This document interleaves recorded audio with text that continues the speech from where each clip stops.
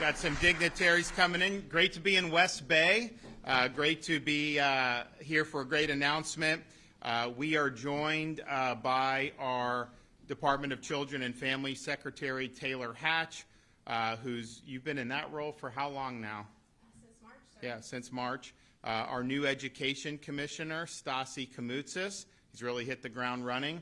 And then we have Bay County resident mother of four, Kate LeBlue, which is, she's going to talk about the significance we're talking about today. I think we have some legislators here, Salzman, Griffiths, and Abbott, and I want to thank them. You know, Griff, we did that voter freedom. Griff and Jay Trumbull did that. It was a huge thing. It was like kind of on life support, and then they worked hard to get it out across the finish line, so I'm really glad we got that done. Long time coming. And then, I know Shane Abbott, a lot of the homeschool stuff, working with Corey Simon. We did some pretty significant stuff there. And when they tried to roll back some of the tort reform, which people said was going to be a huge increase in insurance, he held the line against that, and I think that that's really, really significant. So he deserves credit for that. So we're here today. It's interesting. So we're going to talk about our new permanent back-to-school sales tax holiday that I signed into law recently. And on the one hand, it occurred to me when we were getting ready to do this, I'd be like, man, we're already getting ready to go back to school. That went very quickly. But on the other hand, it was like, we're kind of at that, we got a rising third grader, rising second grader, a rising kindergartner. I think the First Lady and I are kind of at the point in the summer where we're looking forward to school resuming. We've done some fun things. They've done camps. They've done a lot. It's been active, but we're kind of like, it's like, now they're kind of around, when they're not in a camp, or they're around the house a lot, and it just creates, so, it's fine. We have fun. But you just reached the end of the summer where you're doing that, so we're somewhat looking forward to that. I think it'll be fun. But this is what we're announced today is actually new for Florida. The way it's been done, it's longer and permanent, which really makes a difference. But I think if you look around the country, what state has been ranked #1 in economy for 3 years in a row? The state of Florida. What state has been ranked 1 in education freedom year after year? The state of Florida. What state is ranked #1 for talent development? State of Florida. What about entrepreneurship? State of Florida. Higher education? State of Florida. New business creations? State of Florida, #1. Large state economic growth? Yes, you guessed it, the state of Florida, #1.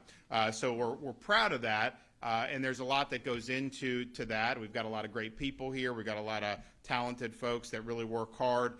But we have a framework of good policy that really makes it possible for people to realize their dreams.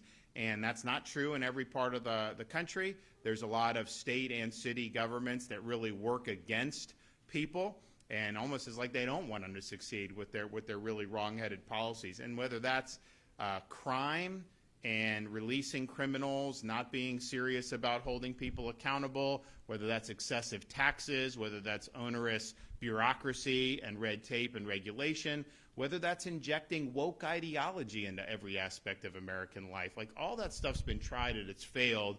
It looks like New York City, they may want to double down on this stuff with electing this guy mayor. We'll see what happens there, but I know that would be devastating for the city there if they were to do that. So we've gone about it the other way, different, and we've always been very supportive of taxpayers. So we have no income tax in Florida, which obviously everybody knows, but we also have one of the lowest tax burdens per capita, state tax burdens per capita in the entire United States, and we intend to keep it that way. And we are always looking for ways to return money to the taxpayers in a variety of ways, and we've done that. So since I've been governor, we've signed into law almost $10 billion in tax relief over these years. And just to put that in perspective, I think when I became governor, they would typically do a few $100 million in tax relief each and every year.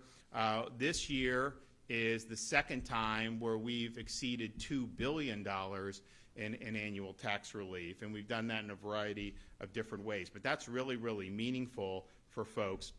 Now, I always talk about look at how the national debt has increased so much, particularly over the last 25 years. Look at Florida over the last 6 or 7 years. Our state debt, if you take the entire debt over a 180-year period, we've paid off over 40% of it just since I've been governor. And so it's declining, whereas it's obviously rising in many other states and nationally. And because of the budget I signed, we have an accelerated debt repayment program where we retire the debt early, which a lot of times you can retire the principal at a discount by buying the bonds, but then you forego having to pay interest costs over many years into the future. So the total savings is that not only are you reducing debt by many, many billions, you're also saving costs to taxpayers in interest by many billions of dollars. And so by the end of this fiscal year, we can say that Florida's entire state history debt that's been racked up, we've retired about 50% of it just in my tenure as governor. And so we're going to continue to build off that, but that's really, really significant. Now, in terms of tax, we did $2 billion in relief, over $2 billion. One of the things we did is something that will probably have more of an indirect effect on consumers and indirect effect on Floridians, but we were the only state in the country that taxed commercial rent. And that is a drag. I mean, we have a lot of good things, but that was a drag. It didn't make sense in terms of economic growth and opportunity. And so we actually eliminated that tax, and so we're no longer the only state that does that. I think you'll see that will benefit particularly a lot of small and medium-sized businesses. We also provide $450 million in savings through a number of different tax holidays. We do our kind of Freedom Summer tax holiday, event tickets, state park admission, life jackets, sunscreen, bike helmets, all these different things. We've made our disaster preparedness tax holiday permanent, so all disaster supplies that qualify under that, batteries, generators, tarps, gas cans, tie-down kits, all of that is now permanently tax-free year-round. So you don't have to rush for a 2-week window anymore. You can kind of just go and buy as you need to do, and we'll see what happens. We're in hurricane season, but I think people that follow this and have looked at the data and the historical trends know that once you get into August, September, beginning of October, that's when you typically are more active. It doesn't mean you can't get a hurricane in June. Doesn't mean you can't get one in July. And we have had some in November too, but it's really kind of that mid-August to mid-October that is kind of the highest frequency. So you'll be able to go at any point in there and be able to load up. Now, hopefully, that's not necessary this year. If we have a respite, and we've had 6 major hurricanes in 7 years. The 10 years previous to that, there were no hurricanes hitting Florida. So these things kind of come in bunches. So it'd be nice to be able to have a situation where we're not getting hit, not just for this year, but for many years. But we got to prepare, and we prepare at the state level, and obviously individual Floridians can prepare with this, and they'll save a lot of money as a result of doing this. And then I appreciate the legislature heeding my request to enact a Second Amendment tax holiday. So from September 8th to December 31st, all firearms, munitions, accoutrements, as well as things like bow and arrows, are tax-free. So that's going to save some of our folks a lot of money to be able to have that. So we're delivering there. Now, on back-to-school tax holiday, we do it every year.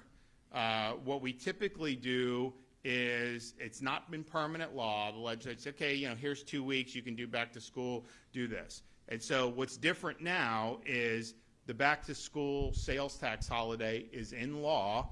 It doesn't expire. It will be every August, henceforth, unless the legislature tries to repeal it, which I don't think they would do that. So starting August 1st and going all the way till the end of August this year, Floridians can save money on important school supplies. So school supplies that are tax-free. Most school supplies under $50, tax-free. Clothing, footwear, and other apparel, $100 or less, tax-free. Learning aids for $30 or less, tax-free. Personal computers and certain accessories, $1,500 or less when purchased for non-commercial use, entirely tax-free. And that does not include things like video games and stuff like that. It has to have some academic, but that's a really big deal. So, you know, you're talking about families, if they got to buy a computer, they got to buy some of these things, you know, that's some significant savings. So if you want to find a full list of tax-free items online, go to floridarevenue.com /back to school, floridarevenue.com /back to school. So I'm appreciative that this has been done. I think it'll help families, and so you've got the entire month of August to be able to stock up on what you need. So many of these things are going to be entirely tax-free. And it's interesting, the way they structure this, if you have something that is $100 or less, let's say tax-free $100 or less, if you buy it for $99, no tax at all. If they charge $101, then they actually charge full tax on it. So what that tells me is that that's going to be an incentive for retailers to get under that tax threshold, because way more people will want to buy it, and so you'll end up selling a lot more. So I hope that that's what ends up happening for Florida families. So thanks for everybody that's been involved in this. I would just urge Floridians, take advantage of it. I know we will in my household. So you have the entire month of August where you can go and prepare for your kids to go back to school. Okay, we'll hear from Taylor Hatch. Come on up.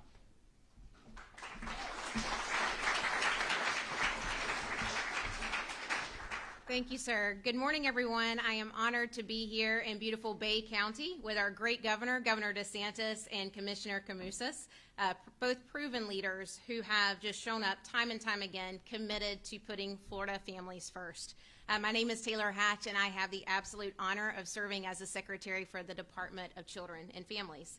As both a public servant, a mom of 3, and a daughter of a former educator, I understand how much this time of year means to so many caregivers and so many children across our great state. The back-to-school season is filled with so much excitement and opportunity, and sometimes a little bit of nervousness and worry. And as parents themselves, Governor DeSantis and First Lady Casey DeSantis, they just get it. They understand, and they show up through their leadership and partner with the Florida legislature.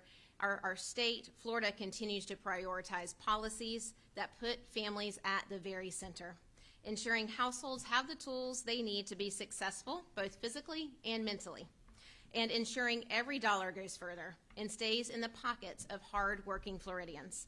The back-to-school sales tax is just another example of the governor's leadership and commitment in action. Through this sales tax holiday, Florida families can save on essentials like clothing and shoes, backpacks, computers, and school supplies, like you heard just moments ago. And Floridians can take advantage of this, as the governor said, throughout the entire month of August, giving families the flexibility that they need to shop and to save. Because let's be honest, the to-do list is very real. It's real in our household, and the last-minute surprises are also inevitable. And it's important to note that all caregivers across Florida are able to utilize this opportunity. So whether you're a grandfather, a foster parent, a mentor, or a single mother, the back-to-school sales tax holiday ensures that action is being taken through providing essential relief to Florida families as well as students. As our nation is now in a new era of refocusing policies and initiatives to allow taxpayers to keep more of their hard-earned wages and parents in the driver's seat. In Florida, and with Governor DeSantis as our leader, that has always been the case. This tax holiday and the resulting savings are about far more than what goes into that shopping cart. They reflect our state's commitment to supporting caregivers, ensuring every family starts the school year with confidence and the resources they need to succeed. We are so grateful for the governor's steadfast leadership in championing initiatives that directly impact and support Floridians, children, and families. And at DCF, we are so proud to sprint alongside the governor, as these efforts are purposeful and they are direct investment in Florida's future. To all the parents, to the caregivers and educators and administrators that are preparing for the year ahead, thank you. Thank you for your commitment. It means everything, and it makes a difference. To all the precious children in our great state gearing up for back to school, you got this. We are praying for you in the days ahead. Thank you again, Governor, for how you lead and for delivering savings to help ease the load and bring a tradition that should be filled with so much hope and excitement. Thank you. Thanks,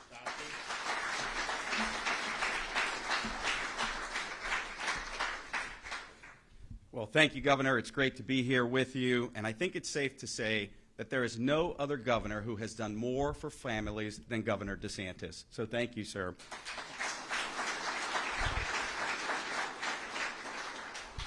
He has ensured that parents are at the forefront of their child's education, and this policy helps those parents get the tools necessary for their children's success as we go into the 2025-2026 school year. And as a father of 4 girls, when I read that I'm going to be able to save on clothing and shoes, I was extremely excited.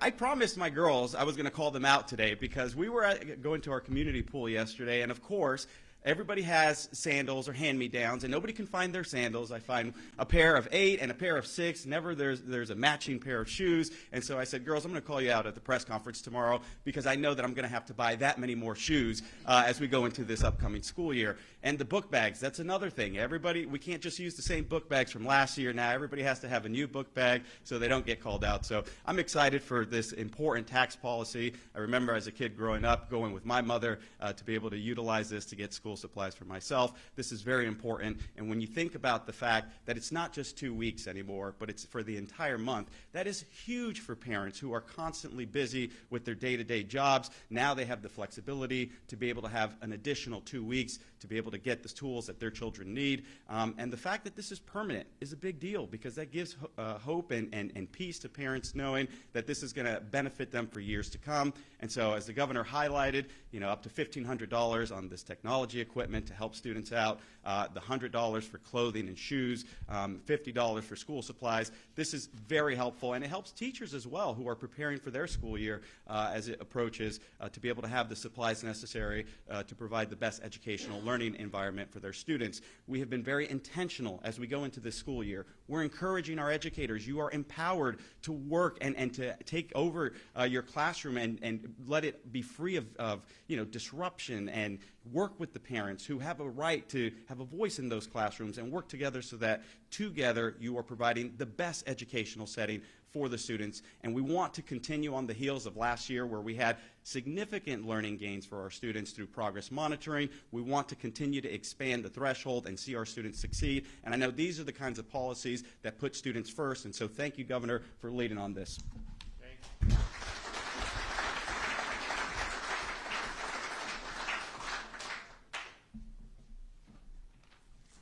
Good morning. My name is Kate LeBlue. Thank you, Governor DeSantis and his entire team. It is beyond an honor. I'm honored to be here today as a mother of 4, like Governor DeSantis said, and also my sweet husband and I have a small business here. So making this a month-long initiative. We own Animal Care Center, so we have a large-scale veterinary clinic. Is that in Panama City? It is. It's here in Bay County. Okay. So you do. They said, "Is he going to ask you questions?" I said, "No." No, he's not. I'm just trying to give you free advertising. Okay, well, if my husband will stand up, that's Dr. Matt LeBlue right there. Yes, it's small animal. It's 24 hours. We have 24-hour monitoring. It's 7 days a week. Emergency clinic. So, yes, come and see us. But as that small business owner as well, it is so beneficial for sometimes a lot of our employees that are single. A lot of them are single moms. Some of them are raising their nieces. So for them to be able to have an entire month to maybe prepare for back to school instead of that one quick week, it's such a blessing. And I know, again, for us, we have 4 kids, 3 of those which are school-aged kids. I'm not even using this.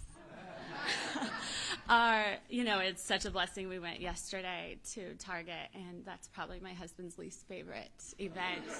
And the kids, it's so exciting. I had to turn to him and remind him, like, we were all here at one time, and it's so exciting to pick out your backpack and your folder, and it's even more of a blessing for us if we can save that little bit of money. And it goes hand in hand as well with teachers.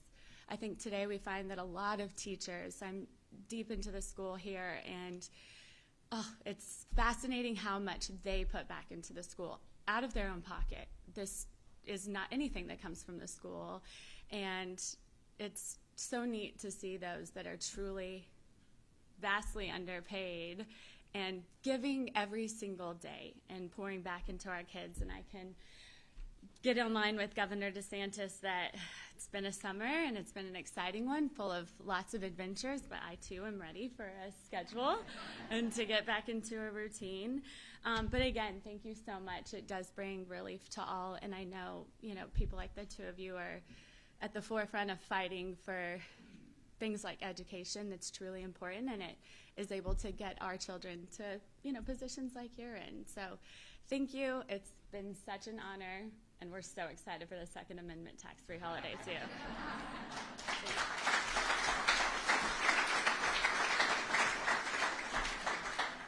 Yeah, I didn't think about the Second Amendment holiday. I mean, you're going to have Georgians and people from Alabama. They're going to be flooding into Florida to be able to partake in that. So these retailers, I think, are going to do very, very well. So you're welcome on that. But so you got a month. It starts August 1st. Make sure that you get the most out of it. We know there's a lot of stuff that goes into kids going back to school, and I think it'll save a lot of families a lot of money. I'd also just like to point out we were down on Friday announcing at our illegal alien deportation facility at Alligator Alcatraz, DHS.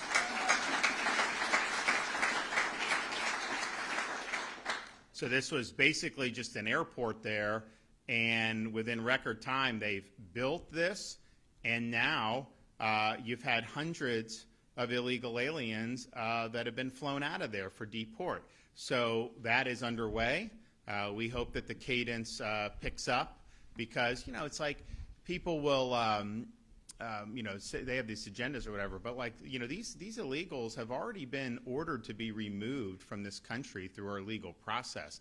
They have these orders of removal, and they're absconding, and they're not willing to follow the law, even when you've been adjudicated to have been in the country illegally. And I think that there's 750 to 800,000 nationally that are in that status. And in Florida, we think it's 50 to 75,000 illegals that have these orders. Now, obviously, Biden wasn't doing anything on that for 4 years, but some of these people may have been under even longer than that. I don't know. But the reality is if you don't support sending somebody back to their home country who came in illegally and has already been ordered that they're violating the law and ordered to be removed, if you don't support that, then you are for an open border. And just admit it. Just tell everyone you want the open border. Let anyone who wants just to plow into our country, regardless of whether it's good for the American people. I reject that. That is not how a country can operate. The borders matter. The sovereignty matters. And ultimately, the question of who comes into the country is a question for the American people to decide. And they're free to enact an open border if they want, but they've never done that through policy. Because if politicians ran on that openly, they would lose in most parts of the country and almost any part of Florida. Maybe not Gainesville and a couple others, but most of them they would lose. So they don't do that. And so they use these catchphrases. They talk about we need comprehensive immigration policy, all that stuff, which is basically just code for amnesty and code for open border. And you've had a huge amount of problem in Europe by them having open borders. I think it's been a total catastrophe, and I think it's been a big problem here. And some of the things like, yes, we don't want illegal immigration. That's wrong. But there's also some people, a lot of these Republicans that say, oh, you can have 1 million people plowing as long as it's legal. That's good. Is that really good? Doesn't it depend on why they're coming in? Like, for example, you have some of these tech companies, they're laying off all these American workers, and then they're importing H-1B visa people to work for cheaper. I think that's a total scam. I don't think that that's good. Yes, it is legal the way they're doing it. I acknowledge that. They're using something that's on the books. But is that good policy for us as a country to have Americans put out of work and then to bring in H-1B visa? And then they do chain migration from the H-1B. So the H-1B is bringing in other folks. And it's almost like indentured servitude because you can't leave the company. And so these companies love it because they save a lot of money off of it, but that's not putting the American people first. And so there's a whole host of, I think, really important issues. And the way I view it is we're a country with borders and sovereignty. And if you don't have that, then you don't ultimately have a country. We, the American people, decide who comes and who doesn't. And you can do that however you want. American people have enacted through their representatives this H-1B. We're free to, get that to be taken away. Nothing's wedded here, but that's what it's all about. And what you're seeing in Florida, we're the only state that has stepped up to lead to enhance these efforts for immigration enforcement and to increase the. And the thing is, you've had millions and millions and millions, maybe 10 million under Biden, maybe more, but certainly at least 7 or 8 million, come in illegally and from all over the world, not just from Mexico or Central America. You had people coming from China, you had people coming from Iran, you had people coming from Russia, you had people coming from all these places, and it's like, okay, are all those folks just here because they want to have a picnic? Maybe a lot of them, I don't know, but I know not all of them, right? I know that when you have that many millions of people, you definitely have folks who are going to cause, who are here to cause a lot of problems. And I think that that's been a soft underbelly of this country to have that border the way it was under Biden. So we're really leaning in. We're the only state that requires cooperation with DHS, with all our state and local law enforcement agencies. Like, look, in Florida, I'm going to order the state agencies to do it, right? I mean, that's fine. But, there's a lot of local police department, sheriff's departments, they'd rather not be involved in. I get it. But we're either going to solve this problem now or we're never going to solve it. So we've been leaning in on this in a really big way. I know the president and some of his key people in this space have called on other states to do similar to Florida. And I'd like to see that. I think that would really make a difference. Just getting through all the people that have already been ordered to be removed, that's not an easy thing to do. That's a lot of logistics. You got to fly and do this and do that. Fortunately, Alligator Alcatraz, you literally just drive them 2,000 feet and there's a massive runway right there. So it's very easy. It's a one-stop shop to be able to do this and to get it done. And, I've been pointing this out, but this is true, and people just need to know this. I called a special session of the Florida legislature at the beginning of the year because I said, we have a mandate. President's policy is to reinstitute borders and to make sure that we have deportations of illegals. And so we did that. I proposed the policies that we have now, but I was initially, that was not something that particularly the Speaker of the House was willing to follow. So they did this bill and they put it on my desk, Perez-Gruder's amnesty bill, and it would have made Alligator Alcatraz illegal in the state of Florida. It actually would have affirmatively shut down everything I've been doing and my administration's been doing to protect against illegals on boats from Haiti and Bahamas and all these different places. And it would have totally stripped the governor from being able to be involved in immigration enforcement at all. Well, guess what, guys? If I wasn't involved in creating Alligator, do you think that would have been built? Of course it wouldn't have been built. And so this is what happened, and I vetoed that legislation. But how is it that you have this massive Republican majorities, and then they're trying to kneecap one of the most important issues to the voters that elected us? And so, look, I think people are saying, oh, look at Florida, they're doing all this stuff. But understand, there's a lot of people that you elected who didn't want to see that happen, or at least voted in a way that wouldn't have done. And yeah, I vetoed it. We eventually got good legislation. But why did it have to even come to that? And I think that's a window into, this is why no other state has done this, right?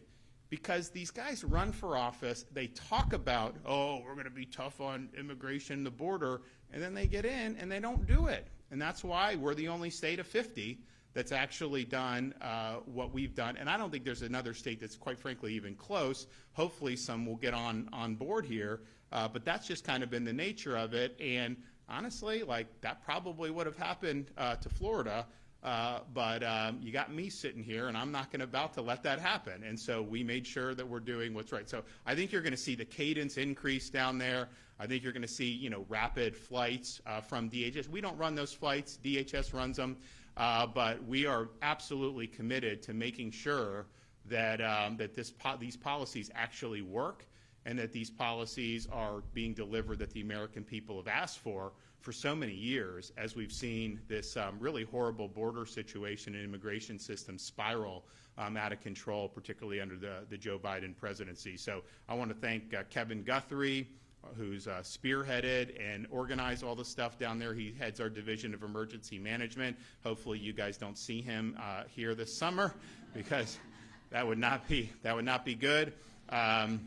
As well as all the state and local law enforcement agencies who've been really great partners in that. A lot of our sheriffs have been fantastic, and we've really worked well with DHS to show, you know, what federal and state cooperation can be. So thanks for everyone that's been involved in that. This is just kind of one more milestone. There's a lot more that's going to happen. We want to make sure that is expanded so that the laws of this country are honored and enforced. Okay, do we have any questions back there? Yes. Yes, sir.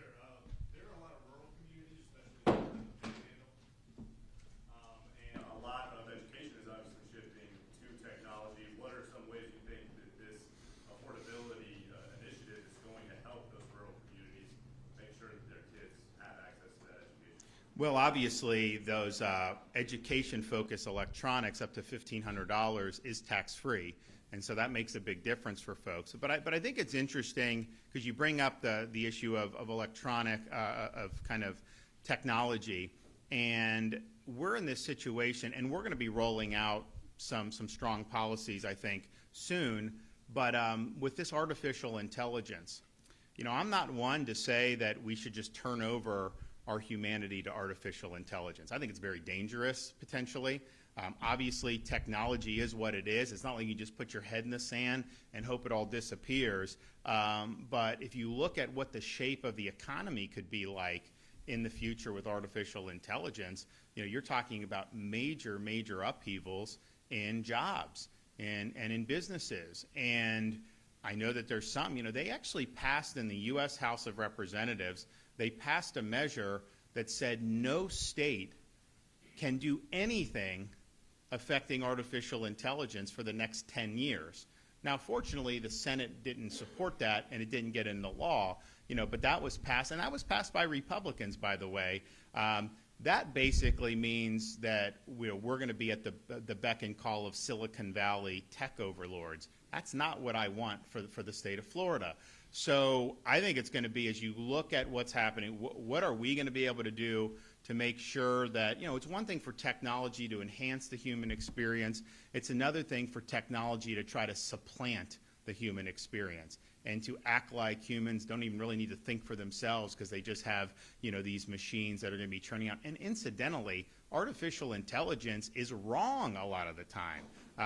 They make really serious errors, and I know they say they're always perfecting it, but the truth is, they're only going to analyze whatever data set they have at their fingertips. And so if you wanted to manipulate and create false narratives and you're in control of one of these AI, you just put garbage in the data set. Garbage in, garbage out. That's what will end up happening. So I think that these are really profound questions, and I think that to strip the states of our authority to be able to protect people. I mean, I just signed legislation a couple months ago, legislature passed.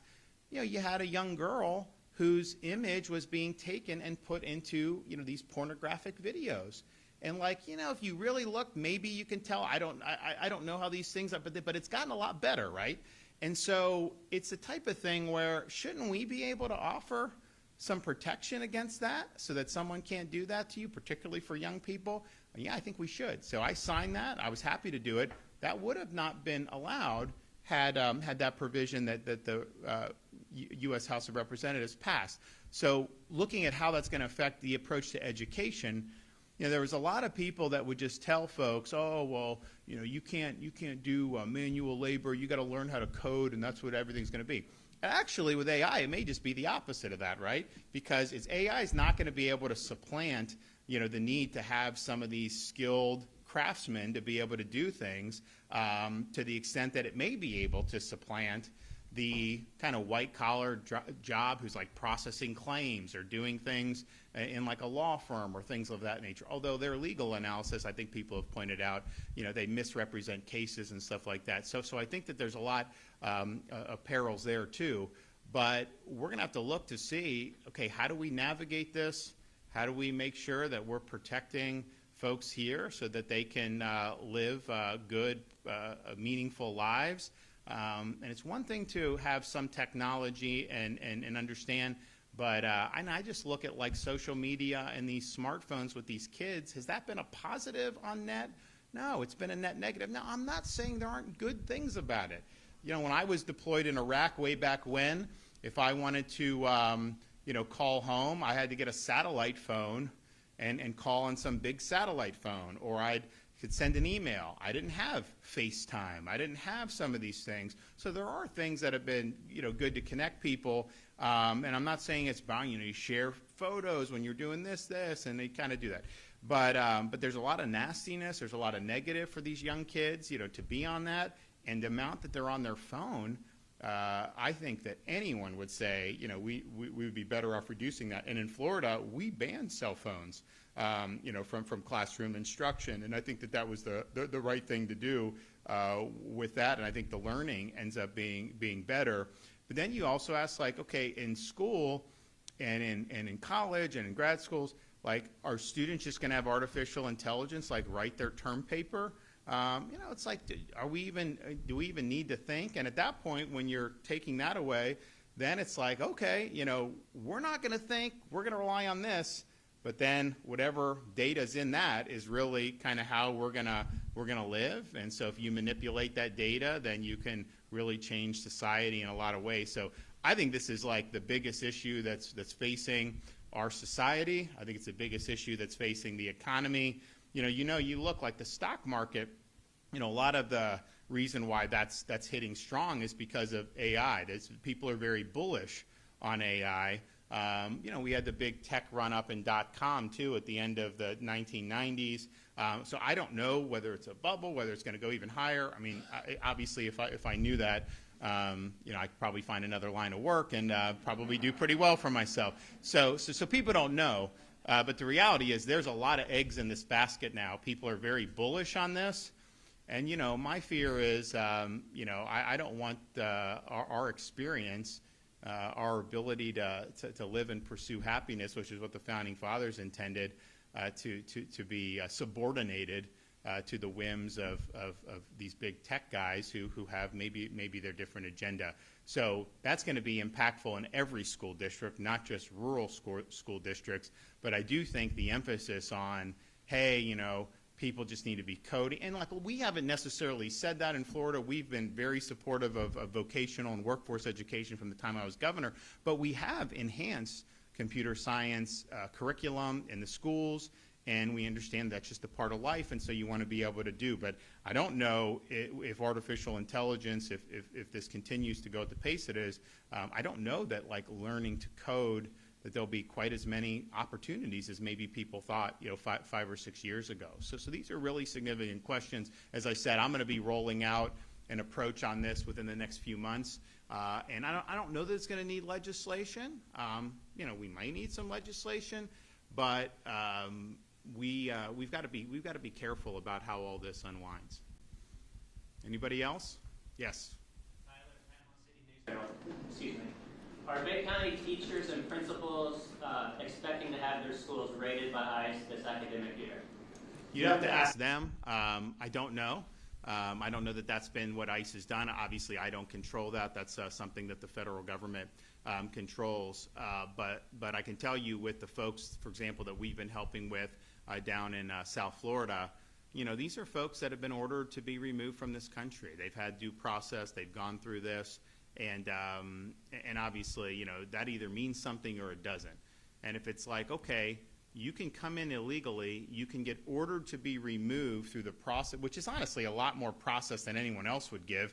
Because I think any other company, they see you, say you have a right to be here, and you can't answer that question, they would just send you immediately, right? So the U.S. provides and it makes it harder to be able to, you could have a president open the border to illegals, and then the next president comes in and they want to reverse that, and it's like there's all these inhibitions, right? And courts will go.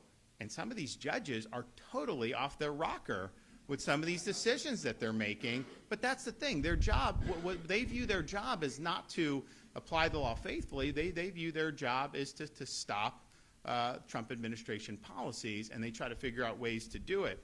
So you just have, but how is it? That's like a one-way ratchet. So they can open it. You're not allowed to reverse that, even though them opening it was violating the laws. So if you can go through all that, be ordered to be removed, and that doesn't mean anything, well then why should you say that your tax bill means anything? Why not just tell the IRS, I don't think so. You've ordered me to pay, but they don't make the illegals leave when they get ordered, so we're just not going to do it. I don't think you'd get away with that. And so is it like, do they get special rights coming to the country illegally? Because it's almost like American people, if you run afoul of the law, you're not necessarily given very much grace for some of this stuff. And honestly, enforce the law, right? I'm not saying don't do it too, but man, in this situation, you're talking about tens of thousands at a minimum in Florida that are already in this status. They should have gone when they got ordered this, and they didn't. And obviously, Biden wasn't doing anything. When they would come across the border in 2021, when Biden opened it, we sent Highway Patrol, National. We were the first state to do it, to kind of help. And, some of it was helpful because people would see the presence and then they would decide not to go across there. The reality is once these people made it across, our guys would apprehend. They turn it over to Border Patrol, and under Biden, they were ordered to give a notice to appear for the illegal 3 years into the future. Go enjoy your 3-year vacation in the United States. And so, obviously, you have an incentive to want to come illegally at that point. So it was just like a funhouse mirror view of what sovereignty and what the rule of law actually matters. But that was kind of the standard. So we saw that from the very beginning. Now we're in a situation where they're going to uphold the law, and we're going to make sure that happens. And our role is not, people ask me about, why are you getting involved? Why are you doing it? I'm doing it because if we don't do it, the job's not going to get done. The ICE doesn't have enough resources to be able to handle this level, just on the folks that are doing it. So if the state and locals aren't supplementing, then the job's just not going to get done. And I want to get the job done. I think that when you see problems, you got to address the problems. So that's what we're doing on that. Now they say, do you really want to be doing this? Look, they got a lot of money now, DHS. If they want to be able, if they can handle this 100% without us be my guest. But I don't think it's going to get there anytime soon. So what we're doing, I think, fills a very important void. And without us standing this up, you wouldn't have these flights undertaken. So we've got a lot of guys that have worked very hard on this, and I think it's been very good. Incidentally, talking about teachers, we had another increase in teacher pay in the budget I signed. So we've now done, I think it's about $1.35 billion for the year. And that what we do is we send it under our teacher pay part. So school districts can't use it for anything other than teacher salaries. Because you'd see education spending go up, and then teachers say, well, we didn't get any increase. It's because it's going to bureaucracy or other things. I don't know what they do. And so we did that. Now, what's happened over the years is we've had instances of where these teacher unions have put the pay increases for the teachers on ice to try to negotiate other things. And so they're literally using their own teachers as fun. And there were some that were months late, right? We had a number of school districts that were months late. So that money, the budget's been signed. We know that's there. They should be working very quickly now, and I know Stasi's going to have some commentary on this coming out. They need to be working to increase the salaries for their teachers. We provided money. Now I wanted a little bit more than what the legislature ultimately did, but the reality is this is historic. We've never done this much in a given year. So let's get that done. But how is it that you have money there and you're balking at implementing that because you have a different agenda? And I'll tell you, you guys look at this National Education Association, which is the biggest teacher union. Look at what they're promoting. It's leftist ideology in politics, and honestly has nothing to do, in many instances, with education. They're any pet cause on the left, they are doing that. and that's what they want for our schools. And so I think we've done a good job of putting parents first, putting students first. We have done things like paycheck protection so that they can't do automatic deduction, for the dues for the school unions. But them withholding that the salary increases, that was definitely the biggest low mark for school unions was their behavior during COVID. When they sued me because we had open schools, they wanted courts to order our schools closed, and I was like, no, and we won. But that's what they did, and they did this whole song and dance about it. And they complained. Now, look, most rank-and-file teachers wanted to get in the classroom. They understood that their students would suffer if we didn't do that. Particularly special needs students was horrible to try to do something on Zoom. So they did that, and these folks fought us every step of the way. And they would do these stupid demonstrations where they would bring coffins to our Department of Education building, saying all the kids. I mean, it's just it was ridiculous. But now if you ask them, hey, why did you want schools locked down, they will deny that they took that position. They will deny it. When we all knew, I know whose name's on that lawsuit when they filed against me in June of 2020 or whenever that was. I know that. And so that was the biggest low for them. The second, I think, biggest low that I've seen just since I've been governor is trying to mothball or delay salary increases for their own teachers because they were using that as leverage to be able to accomplish other tangential aspects of their agenda. That money's there. Let's get that money out to the teachers, and let's get it done. Okay, thanks, everybody. Enjoy your back-to-school holiday.